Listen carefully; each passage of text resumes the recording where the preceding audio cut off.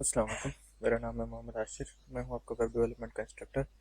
हमने recently HTML को complete कर लिया है। अब हम अपने नेक्स्ट मॉड्यूल CSS पे जा रहे हैं। तो फोल्डर बना लेते हैं CSS के, फिर दोबारा कोर फोल्डर क्रॉस 1। और बेसिकली सिर्फ इसका इंट्रोडक्शन वगैरह लेंगे और थोड़ा बहुत आपको इसका सिंटैक्स और इस तरह की चीज़ें open with code and it's opening.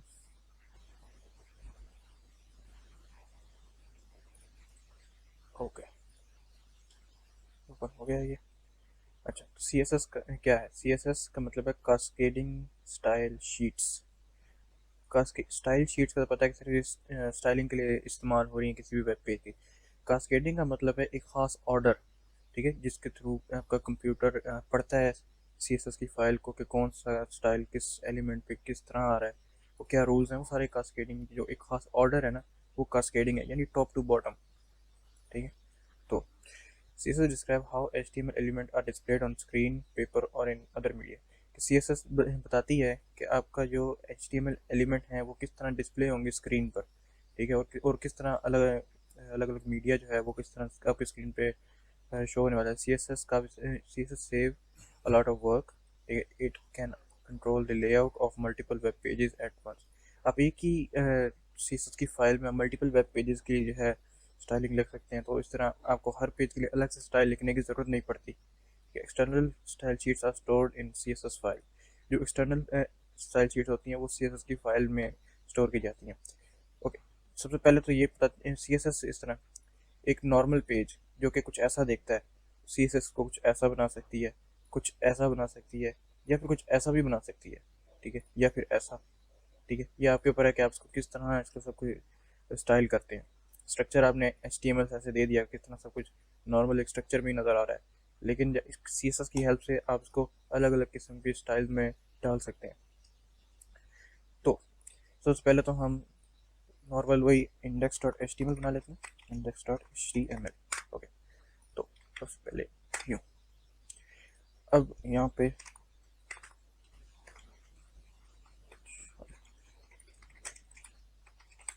Hello world. Okay, start करते हैं इसको। ओके, अब ये सिर्फ हेलो वर्ल्ड नॉर्मल आ रहा है। तो यहाँ पर CSS को इंपोर्ट करने के 3 तरीके होते हैं: इंटरनल, एक्सटर्नल, इनलाइन। सबसे पहले इनलाइन का क्या मतलब है? सबसे पहले इनलाइन में यह है कि हम यहाँ पे एक एट्रीब्यूट लें स्टाइल। स्टाइल में आके हम इसको जो भी इसको कलर वगैरह इसका हम चेंज कर सकते हैं, बैकग्राउंड कलर। ठीक है, इसको मैं रेड कर सकता हूँ। ठीक है, सेव करते ही इसका बैकग्राउंड कलर रेड हो चुका है। लेकिन यहीं पे अगर मैं एक और H1 ले लेता हूँ, ठीक है ना, उसमें भी ले लेता हूँ कि वेब डेवलपमेंट, तो यहाँ पे सिर्फ इनलाइन स्टाइल का मतलब है कि सिर्फ एक ही एलिमेंट को दिया जा रहा है, वो दूसरे को नहीं मिल रहा, सिर्फ एक ही टैग को। ऊपर वाला H1 टैग है, सिर्फ उसको ही दिया गया स्टाइल, लेकिन नीचे नहीं आया। ठीक है। लेकिन एक और तरीका है कि हम इसके अंदर बार बार इस तरह अगर लिखते रहे तो ये काफ़ी ज़्यादा वर्क हो जाता है कि आपको बार बार इसको बताना पड़े कि भाई इसका बैकग्राउंड कलर जो है, ठीक है, वो रेड करते जाओ, बैकग्राउंड कलर रेड। ठीक है, ये काफ़ी ज़्यादा है कि आपको बार बार लिखना पड़े। इस सब से हम बच सकते हैं बहुत ज़्यादा इजी तरीके से। उसके लिए क्या होगा कि हम इसको सबसे पहले इसको हटाते हैं और इसको भी हटा लेते हैं। तो सेकंड तरीका है इंटरनल स्टाइल शीट्स को यूज़ किया जाए। यहाँ पर हेड टैग के अंदर हम एक स्टाइल लिखें ऐसे ही, तो एक स्टाइल का टैग आ जाता है। इसके अंदर हम अगर मैं सबसे पहले अब हम इसका ज़रा देख लेते हैं कि इसका सिंटैक्स क्या होता है। सिंटैक्स में सबसे पहले इसका सेलेक्टर, ठीक है, टैग का नाम हो जाए या आईडी या क्लास, वो आपके ऊपर है, हम पढ़ेंगे किस तरह से सेलेक्ट करते हैं। ठीक है, तो सेलेक्टर सबसे पहले, फिर उसके बाद उसकी डिक्लेरेशंस। तो सबसे पहले सिलेक्टर H1 है हमारे पास इस वक्त। ठीक है, उसके बाद इसकी डिक्लेरेशन के लिए हम ये करली ब्रेसेस का यूज़ करते हैं, इसे बड़ी ब्रैकेट भी कहा जाता है। तो यहाँ पे अगर हम इसको पहले हम इसे सेव करते हैं तो अभी हमारे फिलहाल यहाँ पर कुछ भी नहीं, कोई भी स्टाइलिंग नहीं है। लेकिन अगर मैं यहाँ पे लिख दूँ बैकग्राउंड कलर रेड, तो दोनों को एक साथ ही स्टाइलिंग मिल गई है। ठीक है, यहाँ पे मैं और भी चीज़ लिख सकता हूँ। मैं यहाँ पे लिख दूँ कलर, ठीक है, ये टेक्स्ट का कलर चेंज करने के लिए होता है, वाइट, तो ये ऐसे हो जाएगा कुछ, ठीक है। लेकिन सारा कुछ अगर इस तरह ही लिखते रहेंगे, हमारे पास अगर 10 पेजेस हैं एक वेबसाइट में, तो 10 पेजेस को अगर इस तरह ही हम बार बार लिखते रहें, ठीक है, और हमारे स्टाइलिंग भी रिपीट होती रहती है क्योंकि एक ही थीम होती है एक वेबसाइट की, ठीक है, तो वो एक ही चीज़ कई बार हम लिख बैठेंगे। अगर तो किसी खास वेब पेज का सिर्फ कोई खास स्टाइलिंग है तो वो आप इस तरीके से दे सकते हैं, क्योंकि अगर किसी एक खास वेब पेज का इस तरह है। लेकिन अगर तो किसी खास एलिमेंट का अगर कोई खास स्टाइल है तो हम उसको स्टाइल एट्रीब्यूट देते हैं, वरना अगर किसी एक पेज का अगर कोई खास स्टाइलिंग है तो हम स्टाइल टैग का यूज़ कर लेते हैं, ठीक है, इसके अंदर सारी स्टाइलिंग दे लेते हैं। या अगर पूरी वेब काफ़ी सारे वेब पेजेस की एक ही स्टाइलिंग है तो उसके लिए बेहतर तो ऐसा होता है कि यहाँ पर हम एक CSS की फाइल बना लें, कुछ भी नाम रखा जा सकता है, styles.css। ओके, तो इसको हम इंपोर्ट कैसे करते हैं, यहाँ पे टाइटल से ऊपर लिखा जाता है लिंक, ठीक है, लिंक, यहाँ पे ये रिलेशन क्या है, स्टाइल शीट, ठीक है। href हम सबसे पहले बताते हैं, डॉट दबाएंगे और फिर अगर स्लैश दबाएंगे तो इसी फोल्डर के अंदर जो जो फाइल्स होंगी उनका बताएगा कि कौन कौन सी फाइल पड़ी हैं। तो स्टाइल डॉट CSS, ये हमने इसको इंपोर्ट कर लिया। तो अभी यहाँ पे स्टाइल में जाकर अगर मैं लिख दूँ H1 बैकग्राउंड कलर रेड, ठीक हो गया, तो ये रेड आ रहा है। यहाँ पर मैं इसको कलर भी दे देता हूँ, कलर वाइट, तो कलर वाइट है, ठीक है, काफ़ी इजी है, ठीक है, ज़्यादा कोई मसला है नहीं इसमें। तो इसके बाद एक और भी चीज़ आ जाती है, अगर इसको कर दूँ मैं टेक्स्ट अलाइन सेंटर, तो अब हम इसको सेंटर करना हमारे लिए बहुत इजी हो गया, ठीक है, टेक्स्ट अलाइन सेंटर लिखा और ये सेंटर हो जाता है। इसके बाद हमारे पास सिलेक्टर्स आ जाते हैं, और तो कुछ नहीं रहेगा। ओके, नेक्स्ट टॉपिक हमारे पास सिलेक्टर है, ठीक है, जो आपके लिए ख़ास सिलेक्टर समझने की ज़रूरत है, ठीक है। पहले हम इसको ये देख लेते हैं कि यहाँ पर ये भी स्टाइल मैंने दी H1 को दिया है, यहाँ पे भी मल्टीपल पेजेस में किस तरह काम कर सकता है। यहाँ पे मैं कोई भी about.html, ओके, यहाँ पर मैं ए टैग नेक्स्ट पेज अबाउट, अभी यहाँ पर ये नेक्स्ट पेज पे हम जा सकते हैं। जो नेक्स्ट पेज पे गए कुछ भी नहीं है यहाँ पे क्योंकि कुछ लिखा ही नहीं है। ओके, यहाँ पर अब मैं अगर यहाँ पे H1 टैग लेता हूँ उसमें मैं कुछ भी लिख देता हूँ, हेलो इट्स अबाउट पेज, यहाँ पे इसको रिफ्रेश करना पड़ेगा। Okay, hello it's about page, लेकिन यहाँ पे वो स्टाइलिंग तो नहीं आ रही जो पिछले पेज पे थी। क्यों नहीं आ रही? क्योंकि यहाँ पर हमने इसको CSS को अटैच ही नहीं किया, ठीक है। तो जब हम इसको अटैच कर देंगे तो फिर अब इसमें भी वो स्टाइलिंग आ रही है। यहाँ पे बैक जाके देख लेते हैं। ओके, यहाँ पर ए टैग, यहाँ पे इंडेक्स होम पेज, ओके, यहाँ पे होम पेज भी जाएंगे तभी स्टाइलिंग आ रही है, नेक्स्ट पेज पे जाके वो तभी वो स्टाइलिंग। इसके बाद ये अभी यहाँ पे देखेंगे सिर्फ हमने एक ही जगह पे लिखा है और दोनों पेजेस एक ही साइड से जो है अपने स्टाइलिंग ले रहे हैं, ठीक है। ये हमारे एक्सटर्नल स्टाइल चीज़ें आ जाती हैं। यहीं पर हमारे पास काफ़ी ज़्यादा भी अगर आ जाते हैं, होम पेज पे चले जाते हैं, हमारे पास काफ़ी सारी चीज़ें आ जाती हैं। जैसे हमने अलग अलग तरह की स्टाइलिंग देनी है अगर, ठीक है, उस तरह हम क्या कर सकते हैं, H1 या कुछ भी फ्री टैग, ठीक है, इसको हम ID दे देते हैं कि ये इंट्रो है, ठीक है, इंट्रो में कुछ भी आ सकता है, कुछ भी लिख दो, ठीक है। अभी ये एक टैग है लेकिन यहाँ पे इंट्रो आ रहा है इसमें, इस पैराग्राफ में, ठीक है। इसकी हम कोई खास किस्म की स्टाइलिंग देना चाह रहे हैं, ठीक है, तो हम यहाँ से ले सकते हैं। जैसे यहाँ पे अगर आके मैं ID दी थी तो ID के लिए इस्तेमाल होता है, शिफ्ट दबा के अगर 3 दबाएंगे तो ये हैश आ जाता है, ये ID के लिए सिलेक्टर है। जिस तरह हमने डायरेक्टली H1 टैग लिखा था ना, उसी तरह ही ये हैश लिखेंगे तो आईडी सेलेक्ट करेगा। आईडी में क्या है, अबाउट, ठीक है, इंट्रो, सॉरी इंट्रो था, इंट्रो, ठीक है। तो अब यहाँ पे अगर होवर करें तो क्या, कोई भी एलिमेंट है, ठीक है, जिसको आईडी आपने इंट्रो दी है तो वो सिलेक्ट होगा इससे।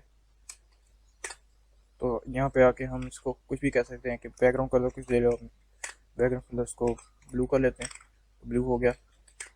कलर रेड, तो रेड भी हो सकता है, वाइट, वाइट तो वाइट हो जाए। बहुत इजी, बहुत इजीली हम इसको सिलेक्ट कर सकते हैं।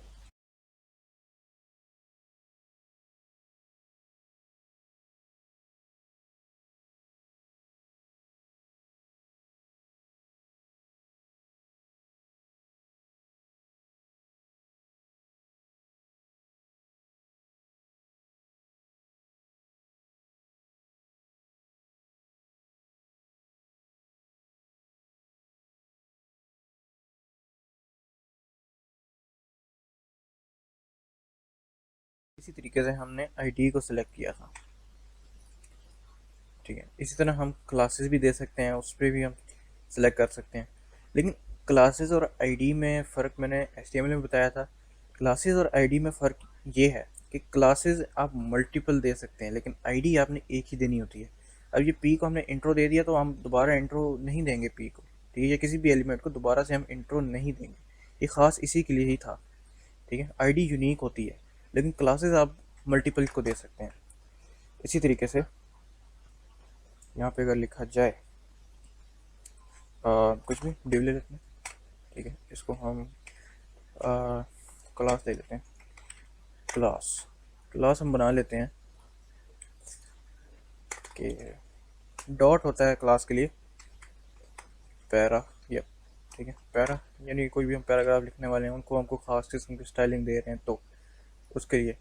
अब यहाँ पर डिव कर लें, या चलो पी टैग कर लें, ज़्यादा इजी हो जाएगा, ठीक है। यहाँ पे हम इसको पैरा दे लेते हैं, ठीक है, और ठीक हो गया। और भी हम दोबारा दे लेते हैं इसको, और मल्टीपल पैराग्राफ हो सकते हैं ना, तो उसके लिए हम सबसे पहले देखते हैं नज़र कैसे आ रहा है। ये कुछ ऐसा नज़र आ रहा है, ऐसा। इसको हम चेंज कर सकते हैं, इसका हम फॉन्ट वेट, ठीक है, इसको हम बोल्ड भी कर सकते हैं, बोल्ड, तो ये बोल्ड हो जाएगा, ठीक है। लाइट कह सकते हैं, लाइटर, ठीक है, ये मज़ीद बिल्कुल पतला है, ठीक है। उसी तरीके से हम एक और तरीके से सेट कर सकते हैं। अगर यहाँ पे फ़र्ज़ कर लें, मैं इसको कह देता हूँ, उसका बैकग्राउंड कलर ही दोबारा चेक कर लेते हैं, या इसका कलर, कलर जो है वो रेड हो जाए। तो पहले आपने जो स्टाइलिंग के जो है बताना था कि क्या चेंज करना है, कलर, कॉलन, कॉलन के बाद उसको वैल्यू देनी है, वैल्यू देने के बाद सेमी कॉलन लगाना है, ठीक है। इन केस अगर आप इस सेमी कॉलन भूल जाते हैं, ठीक है, तो स्टाइलिंग अप्लाई ही नहीं होगी, ठीक है, प्रॉब्लम आ जाएगा। तो उस सूरत में आपको सबसे पहले देखना पड़ता है कि सिंटैक्स, लास्ट लाइन में आप हटा भी दें कोई मसला नहीं होता, लेकिन इस लाइन के बाद अगर आपको कुछ लिखना है तो सेमी कॉलन यहाँ पे लाजमी है। ओके, तो हम इसको कलर रेड दे दिया, लेकिन यहाँ पर अगर पी एलिमेंट्स को ही हमने पैरा क्लास दी हुई है, ठीक है, लेकिन यहाँ पर अगर मैं कर लेता कुछ भी डिव ले लेते हैं, ठीक है। अभी तक तो सब पे स्टाइलिंग अप्लाई हो रही है, ठीक है, लेकिन मैं कहता हूँ कि सिर्फ जो डिव है ना, उसकी जो क्लास दी हुई है पैराग्राफ, सिर्फ उसको ही ये स्टाइलिंग हो। तो उसके लिए क्या लिखा जाएगा, सबसे पहले यहाँ पे अगर डॉट से पहले डिव लिख दो कि कोई सा जो डिव एलिमेंट जिसकी क्लास पैरा दी गई है, ठीक है, उस पर सिर्फ अप्लाई हो। तो सिर्फ इस वाले को दी गई थी, सिर्फ इसी पे ही ये रेड कलर अप्लाई हुआ है। इसके बाद क्या है, ओके, ये हमने ये वाला कर लिया है। कमेंट्स करते हैं और हमारा फर्स्ट लेक्चर यहीं पे कंप्लीट होगा। तो हमने HTML में तो कमेंट्स पढ़ लिए थे, लेकिन अब CSS के भी अपने भी कमेंट्स होते हैं, उसमें हम क्या कर सकते हैं। सबसे पहले स्लैश, ये स्टैरिक, ठीक है, फिर दोबारा से स्टैरिक, फिर स्लैश।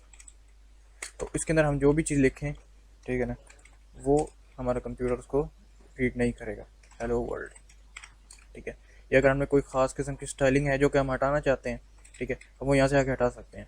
जैसे कि कलर वाइट है, अगर इसको भी मैं अगर इस तरह कर दूँ ऐसे,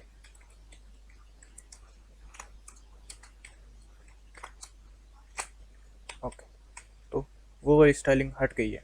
इवन आप इसके अंदर भी इसको स्टाइलिंग दे सकते हैं, जैसे कि ये टेक्स्ट सेंटर था, ठीक है, यहाँ पे ये वाइट से पहले ये ब्लैक हो गया। यहाँ पे अगर टेक्स्ट सेंटर के पहले भी आप यहाँ पर ऐसे कर सकते हैं, तब भी ठीक है। इसे मैं सेंटर वैल्यू दे रहा हूँ, कुछ भी लिख दो, कोई मसला ही नहीं होता, दे रहा हूँ, ठीक है, कुछ भी लिख सकते हो। ये आपकी अपनी आसानी के लिए होता है, ये आपके बाद किसी ने अगर ये कोड पढ़ना है तो उसकी आसानी के लिए होता है। ये कमेंट्स इसलिए हम इस्तेमाल किए जाते हैं मेनली, तो ठीक है। तो ये W3 School मैंने आपको वेबसाइट पहले भी बता चुका हूँ। ये वेबसाइट काफ़ी अच्छी है अगर आपको अपने कॉन्सेप्ट अच्छे करने हैं। इसी तरीके से एक ऐप भी बताई थी पहले आपको लर्न HTML के लिए, तो इसी तरह ही लर्न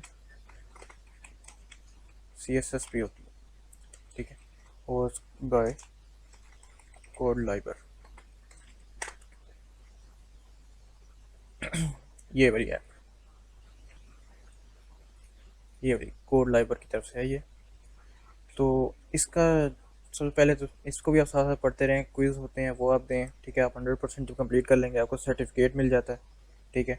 और सर्टिफिकेट लेके आप उसे शेयर करें अपने सोशल मीडिया पे, लिंक्डइन के अकाउंट्स बनाएं, जो जो आप रोज़ सीख रहे हैं, ठीक है, उसको वहाँ पे शेयर करें, ठीक है। अगर आप इस तरह शेयर करते रहेंगे तो आपकी एक प्रोफाइल बिल्ड हो जाती है, फिर आपको लोग जो है रीच आउट कर सकते हैं कि जैसे फर्स्ट करें आपने लिंक्डइन पे अगर बना लिया, वहाँ पे अपनी रोज़ की प्रोग्रेस शेयर करना कि आज मैंने CSS का ये जो कलरिंग है ये सीख ली है, इस तरह मैंने इसका कलर चेंज किया।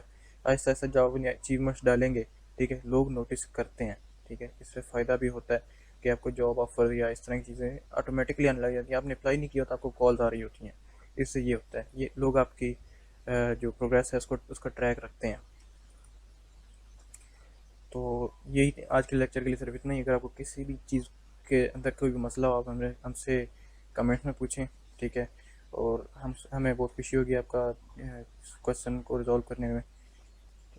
हमारे चैनल को सब्सक्राइब करें, हमारी वीडियोस को लाइक करें अगर कोई भी थोड़ी सी भी आपको इन्फॉर्मेटिव लगी हो। बहुत शुक्रिया, अल्लाह हाफ़िज़।